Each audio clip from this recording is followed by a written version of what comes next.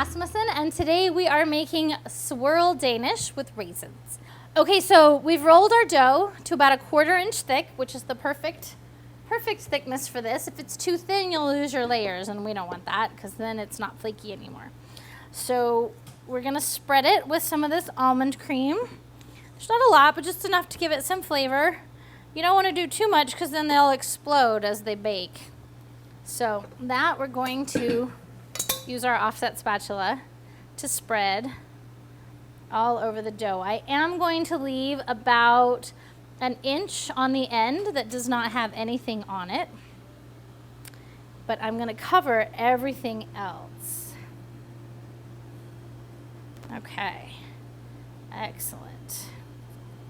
All right, then I'm going to spread my cinnamon sugar over that and try to get it as even as you can. Spread it. You don't also want a lot of this because your almond cream is also sweet and there's sweetness in your dough, and you don't want it to just feel cloyingly sweet when you've eaten it. So we're going to spread that around just a little bit, and then we're going to do our raisins. Sometimes I use rum-soaked raisins. You could use other kinds of dried fruit like cranberries, or you could throw some walnuts in there, although I find that a lot of people don't like walnuts. So make sure you know your audience first. But walnuts or pecans or any kind of nut. So you want to be pretty generous with your raisins. Oops. That one wants to escape. And then what you're going to do is you're going to start at one end and you're going to start to roll it.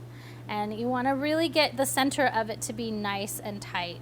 So don't be afraid to stretch it a little bit just to get it to roll. And then we're going to go even. Our little end there is going to be a little bit thinner. So then I'm going to close it off.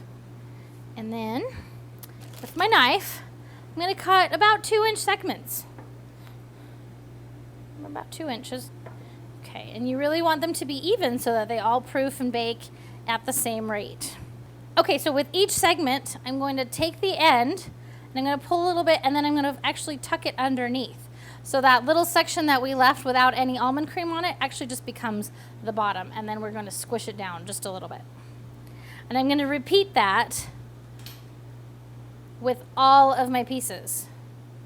Now we'll put those on a tray with some plastic wrap and let them proof, and then we are ready to eat. All right, so these are our cinnamon raisin Danish, our swirls. They've doubled in size and they are very squishy. In fact, you can almost feel the bubbles breaking. And I know that sounds crazy, but you can feel them. Once you've done it, you'll know exactly what I'm talking about. So we're gonna egg wash these on the outside. And these will bake for a total of about 12 to 15 minutes. So we're gonna put them in for 6 and rotate them. And take a look. We want them to be golden brown. So they're off to the oven.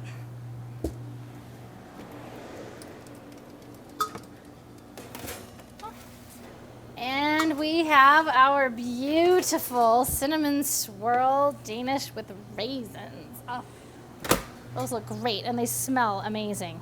All right, so we've got our glaze, our milk and powdered sugar and vanilla glaze. We're gonna just coat each one of those. And there you have it, cinnamon swirl Danish with raisins.